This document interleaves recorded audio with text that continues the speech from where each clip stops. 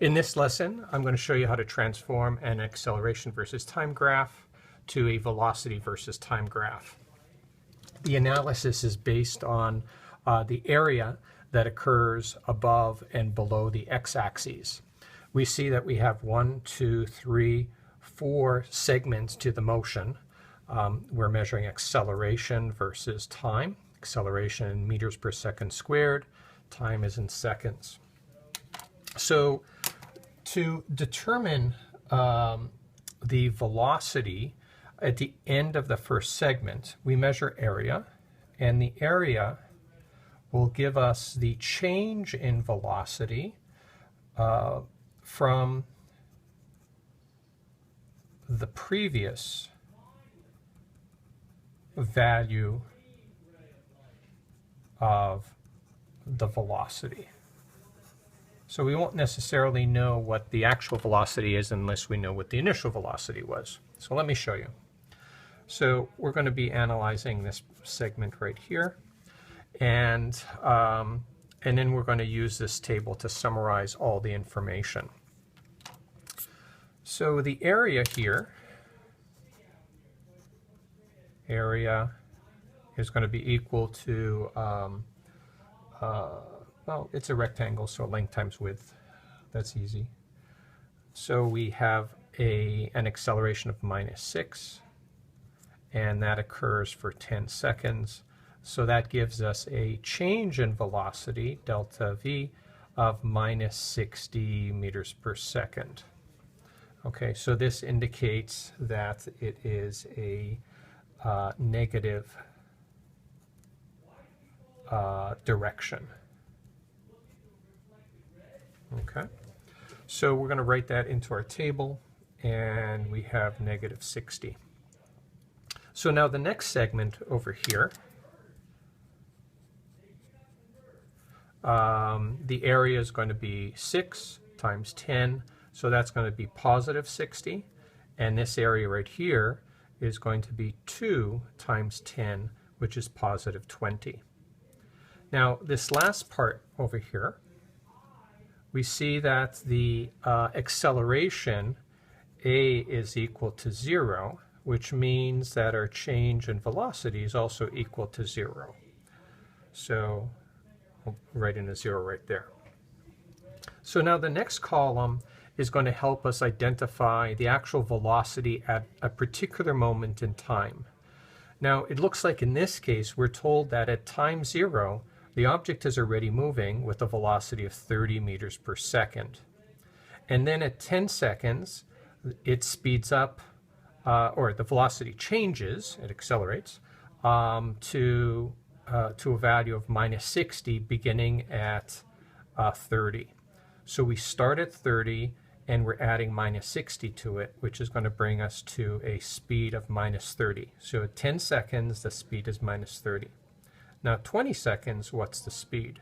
Well, we take our -30 and we're going to change it by 60, +60, so that is going to bring that to a speed of +30, which means at 20 seconds the speed is 30. Now 30 seconds, we're going to add 20 to that number, and that brings us to 50. And then finally at 40 seconds, we're going to add 0, which is no change. So it looks like we have a constant speed of 50. And we indicated that there is not going to be any change.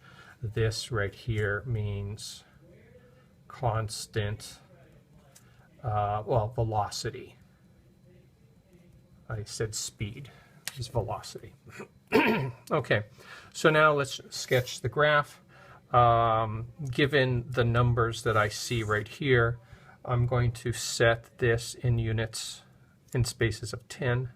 So 10, 20, 30, 40. That fits nicely on the x-axis. And I think the best choice is maybe to go up by 20s. You may choose something different. Basically, we want to fill the graph paper as much as we can. And then we're going to have -20, -40, and -60. So now let's plot these data pairs. So at 0 time, we're moving at 30, so that would start the graph right there. And then at 10, we're going at minus 30, so that would be over here. And then at 20, we're back to positive 30, so that would be over here. And then at 30, we're at 50, and that would place us here. And then at 40, we're also at 50, and that would place us here. So now I'm going to use a ruler, and in this case, we're going to connect the dots. I'll explain why these are all straight lines in a minute. Okay, so there's not going to be any curves here. And so if A is constant, V versus T graphs are linear, meaning they're a straight line. Okay, so you see in all cases here, the accelerations are constant. For basic CP and AP physics, most of our graphs are going to involve a constant acceleration. Therefore, all of our velocity time graphs are going to be some sort of a straight line. They're going to be linear. Okay, so what's happening during interval 1? It looks like we have a negative acceleration because that's a negative slope. Let me point that out. Negative slope means negative A, and that's what we see here. Here we have a positive slope, so that means positive acceleration.